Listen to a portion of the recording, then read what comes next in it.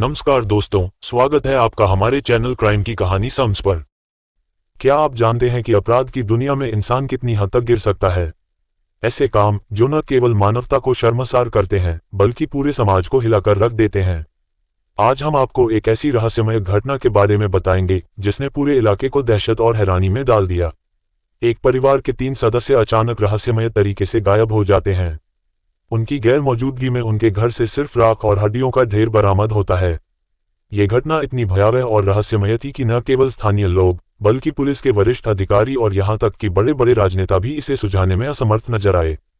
क्या ये कोई शैतानी साजिश थी या फिर इंसानी हवस और लालच की कोई खौफनाक कहानी? तो वीडियो को पूरा आखिरी तक जरूर देखें। कहानी शुरू होती है छत्तीसगढ़ के महासमुंद जिले के एक छोटे से गांव पुटका से। ये गांव सरायपाली तहसील में स्थित है और यहाँ एक भोई परिवार रहता था। इस परिवार के मुखिया प्रभात भोई थे, जो इलाके में एक प्रतिष्ठित नाम थे। 53 वर्षीय प्रभात सरायपाली के पास पेकिंग गांव के गवर्नमेंट हायर सेकेंडरी स्कूल के प्रिंसिपल थे। उनके साथ उनकी पत्नी झरना भोई 47 साल, उनकी बूढ़ी मां सुलोचना भोई 75 साल और 2 बेटे उदित 24 साल और अमित 22 साल रहते थे। छोटा बेटा Amit Pandit Jawaharlal Nehru memorial medical college Raipur से MBBS की पढ़ाई कर रहा था, जबकि बड़ा बेटा उदित परिवार के साथ घर पर ही रहता था। एक मंजिला मकान में ये परिवार खुशहाल जीवन बिता रहा था। सब कुछ ठीक चल रहा था, लेकिन फिर आई 12 मई 2023 की सुबह, जिसने इस परिवार की जिंदगी को पूरी तरह बदल कर रख दिया। 12 मई को सुबह 10 बजे प्रभात भोई के बड़े बेटे उदित भोई ने सिंघोड़ा पुलिस स्टेशन में अपने पिता, मां और दादी की गुमशुदगी की रिपोर्ट दर्ज करवाई। उसने बताया कि 8 मई को उसके पिता, मां और दादी इलाज के लिए रायपुर रवाना हुए थे। ये बात परिवार के लिए बिल्कुल सामान्य थी, क्योंकि वे अक्सर रायपुर इलाज के लिए जाया करते थे। लेकिन हैरानी तब हुई जब 4 दिन बाद भी उनका कोई पता नहीं चला। न तो वे घर लौटे और न ही उनका फोन लग रहा था। बीच में उनसे 1-2 बार फोन पर बात भी हुई थी, लेकिन अचानक 10 मई से उनका फोन स्विच ऑफ हो गया। उदित ने कई बार माता पिता को कॉल किया, लेकिन फोन बंद था। दादी तो वैसे भी फोन इस्तेमाल नहीं करती थीं। पुलिस ने मामले की गंभीरता को समझते हुए मिसिंग रिपोर्ट दर्ज कर ली, क्योंकि अब एक घर से 3 लोग लापता थे, जो बेहद चिंताजनक था। पुलिस ने जानकारी जुटाने के लिए उदित से कुछ सवाल किए, जैसे ये परिवार कहां जा सकता था, क्या वे पहले कभी रायपुर गए थे, रायपुर में कहीं रुकते थे या काम खत्म होने के बाद उसी दिन वापस लौट आते थे, और क्या परिवार के किसी सदस्य के किसी से किसी तरह की तकरार चल रही थी। पुलिस को यह भी पता चला कि पिता प्रभात भोई एक सरकारी स्कूल के प्रिंसिपल हैं। पुलिस ने यह भी पूछा कि स्कूल में किसी टीचर या स्टूडेंट के परिवार से कोई परेशानी तो नहीं हो रही थी। ये सब जानने के बाद पुलिस ने उन सभी संभावनाओं पर काम करना शुरू कर दिया। परिवार का घर गांव में थोड़ा अलग थलग था, जहां आसपास किसी और का घर नहीं था, केवल खेत थे। पुलिस ने आसपास के लोगों से भी पूछताछ शुरू कर दी। यह मामला 12 मई के आसपास का था। किसी के लापता होने के बाद जैसे जैसे वक्त बीतता है, उसे ढूंढने की संभावना भी कम होती जाती है। अगर कोई घर से भागा हो या किडनैप हुआ हो तो वह समय के साथ और दूर चला जाता है। उदित के मुताबिक 8 मई को माता पिता और दादी घर से निकले थे, यानी अब 4-5 दिन हो चुके थे। पुलिस की पूछताछ के बाद पड़ोसियों को भी ये पता चला कि भोई परिवार के 3 सदस्य लापता हो चुके हैं। अब उन्हें ये समझ आने लगा कि पिछले कुछ दिनों से यह परिवार कहीं नजर नहीं आ रहा था। प्रभात भोई हमेशा स्कूल आते जाते नजर आते थे और उनकी पत्नी और मां से भी अक्सर बातचीत होती थी। पुलिस ने प्रभात के स्कूल में जाकर भी पूछताछ की, लेकिन वहां सब कुछ सामान्य था। प्रभात की किसी से कोई रंजिश नहीं थी। वह एक सीधे साधे इंसान थे जो बस अपने स्कूल आते और कामकाज करते थे। 7 मई को भी वह अपनी दिनचर्या के अनुसार स्कूल गए थे और शाम को लौटे थे, लेकिन उसके बाद वह स्कूल नहीं आए। पुलिस को ये जानकारी भी मिली कि जब भी प्रभात को छुट्टी लेनी होती थी तो वह पहले से स्कूल को सूचित कर देते थे, लेकिन इस बार उन्होंने कोई सूचना नहीं दी थी। ये बात सुनकर पुलिस को थोड़ा शक हुआ। क्या प्रभात और उनका परिवार रायपुर इलाज के लिए गए थे? अगर ऐसा था तो उन्होंने स्कूल से छुट्टी क्यों नहीं ली और न ही स्टाफ को सूचित किया? अगर कोई इमरजेंसी होती तो पड़ोसियों को भी पता चलता कि परिवार कहीं जा रहा है। जब पूछताछ की गई तो किसी ने भी यह नहीं बताया कि परिवार गायब हो गया था। अब 3-4 दिन और गुजर गए थे और इसी बीच 16 मई को एक व्यक्ति ने पुलिस को कॉल किया। वह व्यक्ति काफी डरा हुआ और घबराया हुआ लग रहा था। उसने पुलिस से अनुरोध किया कि जल्दी से वह एक एड्रेस पर पहुंचे। पुलिस जल्दबाजी में उस स्थान पर पहुंची और पता चला कि यह घर प्रभात भोई का था। उनके छोटे बेटे अमित भोई, जो रायपुर में MBBS की पढ़ाई कर रहे थे, ने पुटका गांव आकर पुलिस को कॉल किया था। अमित के बुलाने पर जब सिंघोड़ा थाने की पुलिस घर पर पहुंची तो देखा कि घर की दीवारों और फर्श पर रक्त के धब्बे लगे हुए थे। कुछ धब्बे तो साफ साफ नजर आ रहे थे, जबकि कुछ को धोकर मिटाने की कोशिश की गई थी। पुलिस ने तुरंत फॉरेंसिक टीम को भी मौके पर भेजने का संदेश दिया। अमित ने बताया कि वह आज ही घर पर पहुंचे थे और उनका परिवार से कोई संपर्क नहीं हो पा रहा था। 8 मई के आसपास वह अपने पिता से मैसेज पर बात कर रहे थे और उन्होंने बताया था कि वे रायपुर आए हैं, हॉस्पिटल में इलाज करा रहे हैं और चिंता करने की कोई बात नहीं है। इसके बाद धीरे धीरे उनका मैसेज आना बंद हो गया और कॉल करने पर उनका फोन स्विच ऑफ ही बता रहा था। पड़ोसियों से पता चला कि उनके माता पिता और दादी लापता हो गए हैं। इसके बाद अमित ने अपने बड़े भाई उदित को भी कॉल किया, लेकिन वह भी कुछ स्पष्ट नहीं बता पाए। इसीलिए अमित को यहां आना पड़ा। जब वह यहां पहुंचे तो देखा कि घर पर ताला लगा हुआ है। उन्होंने सोचा कि बड़े भाई उदित कहीं बाहर गए होंगे और फिर वह अपने चाचा के घर गए। चाचा से बातचीत में उन्हें मामले की गंभीरता का पता चला और चाचा ने बताया कि पुलिस भी आई थी और ऐसी ऐसी बातें हुई थीं। इसके बाद अमित का धैर्य जवाब दे गया और वह खुद ही दीवार कूदकर अंदर जाने का मन बना चुके थे। अमित ने चाचा जी की मदद से घर के पीछे की दीवार कूदकर अंदर प्रवेश किया। उस साइड में एक आंगन जैसा एरिया था जिसे गार्डन कहा जा सकता है। वहीं पर अमित की नजर राख के एक ढेर पर पड़ी।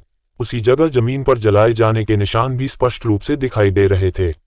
जब अमित ने राख के ढेर को ध्यान से देखा और उसमें थोड़ा हटाकर देखा तो उसे कई हड्डियां दिखाई दी। देखने से ऐसा लग रहा था जैसे वहां कुछ जलाया गया हो। ये हड्डियां किसी जानवर की नहीं लग रही थीं, बल्कि इंसानी अवशेषों का आभास दे रही थीं। इसके बाद अमित जैसे तैसे घर के अंदर गए। लिविंग रूम में उन्हें रक्त के धब्बे नजर आए। जब वह माता पिता के बेडरूम में पहुंचे तो वहां और ज्यादा खून के निशान मिले। दीवारों, बेड और आसपास रखी चीजों पर रक्त के धब्बे फैले हुए थे। यहां तक कि बाथरूम के अंदर भी खून के निशान मौजूद थे। ये सब देखकर अमित का दिल घबराने लगा और उनके मन में बुरे बुरे ख्याल आने लगे। हालात की गंभीरता को समझते हुए उन्होंने तुरंत पुलिस को दोबारा कॉल करके पूरी स्थिति से अवगत कराया। पुलिस मौके पर पहुंची और घर के पीछे गार्डन में राख के ढेर को देखा। पुलिस को भी शक हुआ कि यह इंसानी हड्डियों के अवशेष हो सकते हैं। थोड़ी ही देर में फॉरेंसिक टीम, सरायपाली के medical officer, executive magistrate, police के वरिष्ठ अधिकारी और डॉग स्क्वाड की टीम घटनास्थल पर पहुंच गए। सभी ने पूरे घर और गार्डन का बारीकी से निरीक्षण किया। अब यह मामला और भी गंभीर और रहस्यमय बन चुका था। देखकर यह साफ लग रहा था कि यहाँ पर कोई बहुत ही गंभीर घटना घटी है।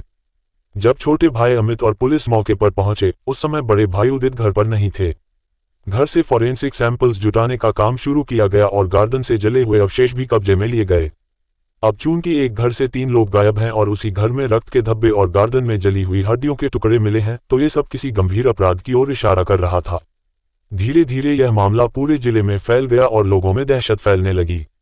इस पर अब राजनीतिक हस्तियां भी बयान देने लगीं। बड़े बेटे उदित ने माता पिता और दादी की गुमशुदगी की रिपोर्ट दर्ज करवाई थी, लेकिन अब यह मामला गुमशुदगी से बढ़कर हत्या के मामले में बदलता नजर आ रहा था। सिंघोड़ा थाने के पुलिस ऑफिसर और साइबर सेल को मिलाकर एक विशेष टीम गठित की गई।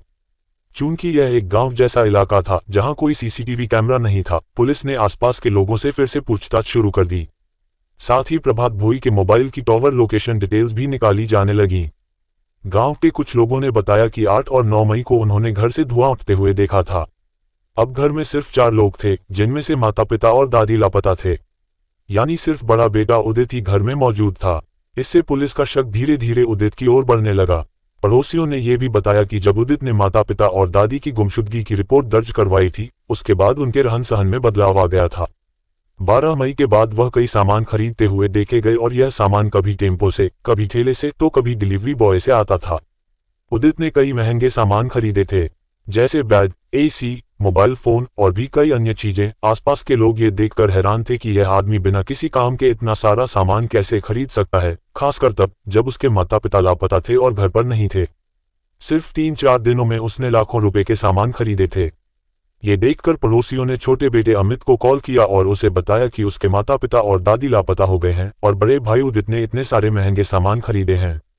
इसके बाद अमित, जो रायपुर में था, तुरंत पुटका गांव वापस आ गया। इसके अलावा पड़ोसियों ने यह भी बताया कि उदित ने कुछ लोगों से अनुकंपा नियुक्ति, कंपैशनेट अपॉइंटमेंट के बारे में बात की थी। अनुकंपा नियुक्ति तब मिलती है जब किसी सरकारी कर्मचारी की ऑन ड्यूटी मृत्यु हो जाती है और उसके परिवार के किसी सदस्य को नौकरी मिल जाती है। चूंकि प्रभात भोई एक सरकारी स्कूल के प्रिंसिपल थे, ये भी शक को बढ़ा रहा था कि उदित इस रास्ते से फायदा उठाने की सोच रहा था। पुलिस ने जब प्रभात के मोबाइल टॉवर लोकेशन की जांच की तो ये सामने आया कि हाल के दिनों में प्रभात रायपुर नहीं गए थे, बल्कि उनकी लोकेशन घर के आसपास या घर पर ही पाई जा रही थी। सारी जानकारी और साक्ष्य अब इस ओर इशारा कर रहे थे कि घर के बड़े बेटे उदित का हाथ इस मामले में हो सकता है। इन तमाम सबूतों के बाद 17 मई को पुलिस ने उदित को हिरासत में ले लिया। पुलिस ने उदित से कई सवाल किए, जैसे कि घर के पीछे गार्डन में राख के ढेर में इंसानी हड्डियों के अवशेष कैसे मिले और तुमने क्या जलाया था? घर की दीवारों पर खून के छींटे कहां से आए और उन्हें साफ करने की कोशिश किसने की? तुमने इतनी महंगी चीजें किसके पैसों से खरीदी? तुमने कहा था कि तुम्हारे माता पिता और दादी रायपुर गए हैं, लेकिन तुम्हारे पिता की लोकेशन तो घर के पास ही मिली, वे रायपुर गए ही नहीं थे।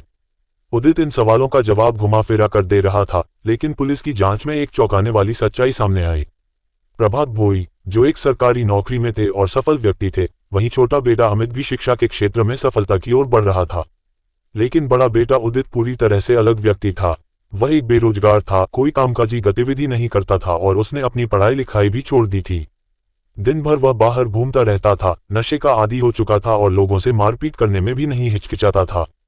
इससे पहले, हत्या से 4 दिन पहले, उदित ने किसी के साथ मारपीट की थी, जिसके बाद वह कुछ समय के लिए जेल भी गया था। अपने माता पिता के पैसे को वह नशे और बेकार खर्चों में उड़ाता था, बजाय इसके कि वह किसी काम में लगाता। इसके बाद माता पिता ने उसे पैसे देना बंद कर दिया और कहा कि अब तुम बड़े हो गए हो, काम करो, घर में कुछ पैसे लेकर आओ या फिर पढ़ाई करो, कुछ करो।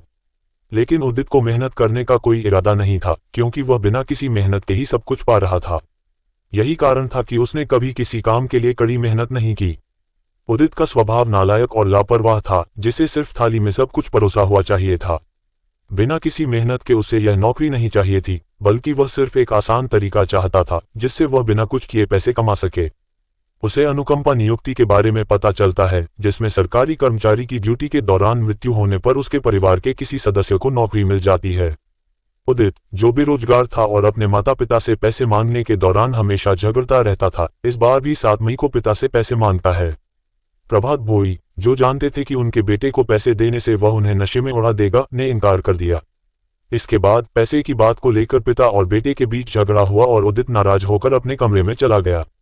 कमरे में अकेले बैठकर उदित ने सोचना शुरू किया कि रोज रोज पैसे के लिए अपमानित होना पड़ेगा। वह एक रास्ता चाहता था जिससे उसे कभी पैसों की कमी ना हो। उसे विचार आया कि अगर पिता को रास्ते से हटा दिया जाए तो फिर कोई उसे पैसे देने से इनकार नहीं करेगा। लेकिन घर में माँ और दादी भी थीं, तो वह उन्हें भी रास्ते से हटा देने का सोचने लगा। अब उसके लिए यह एक अवसर था, क्योंकि अगर तीनों लोग रास्ते से हट जाते तो कोई भी उसे रोकने टोकने वाला नहीं होता। यह उसकी खौफनाक मानसिकता का परिणाम था, जो उसे अपने माता पिता और दादी को मारने की दिशा में ले गया। उदित, जो बेरोजगार और नशे का आदी था, अपने माता पिता और दादी के कत्ल की योजना बना लेता है, सिर्फ इसलिए ताकि उसे उनकी संपत्ति और सरकारी नौकरी का लाभ मिल सके। इसने अपने शातिर दिमाग से ये सब सोचा कि कैसे बिना किसी मेहनत के पैसे कमाए और अनुकंपा नियुक्ति का फायदा उठाए। 8 मई की रात, जब सभी लोग सो रहे थे, उदित ने अपनी योजना को अंजाम दिया। उसने हॉकी स्टिक से अपने पिता को मारा, फिर अपनी माँ और दादी को भी मौत के घाट उतार दिया। तीनों के शवों को उसने बाथरूम में छिपाया और फिर घर के पीछे गार्डन में लकड़ियां डालकर उन पर आग लगा दी। इसने ये सुनिश्चित करने के लिए कि कोई भी सबूत न बचे, घर में सफाई की, रक्त के धब्बे साफ किए और शवों की राख को गार्डन में दफना दिया। इसके बाद उदित ने अपने छोटे भाई अमित को संदेश भेजा कि माता पिता और दादी रायपुर इलाज के लिए गए हैं, ताकि वह और बाकी रिश्तेदार शक न करें। फिर उसने पुलिस स्टेशन जाकर गुमशुदगी की रिपोर्ट भी लिखवाई। इस सब के बाद उदित ने घर के पैसों से ऐश करना शुरू कर दिया, नई चीजें खरीदी और सोचने लगा कि अब उसका जीवन आरामदायक हो जाएगा। लेकिन उसकी करतूतें धीरे धीरे खुलने लगी और जब पुलिस ने उसकी निशानदेही पर सामान बरामद किया तो उसकी सच्चाई सामने आ गई। उदित के खिलाफ केस दर्ज किया जाता है और उसे गिरफ्तार करके जेल भेज दिया जाता है। ये घटना इस बात का प्रमाण है कि कुछ लोग अपनी लालच और स्वार्थ की वजह से किसी भी हद तक जा सकते हैं। उदित ने अपने ही परिवार को खत्म करके अपनी तात्कालिक इच्छाओं को पूरा करने की कोशिश की और इसका खामियाजा उसे और उसके परिवार को भुगतना पड़ा। तो दोस्तों, इस घटना पर आपकी क्या राय है, हमें कमेंट बॉक्स में जरूर दें। और यदि वीडियो पसंद आया हो तो वीडियो को एक लाइक करें और ज़्यादा से ज़्यादा लोगों तक शेयर करें, ताकि देश दुनिया में हो रही ऐसी घटनाओं से और भी लोग सतर्क और सावधान हो सकें। और अगर आपने अब तक हमारे चैनल क्राइम की कहानी सम्स को सब्सक्राइब नहीं किया है तो सब्सक्राइब जरूर कर ले। धन्यवाद।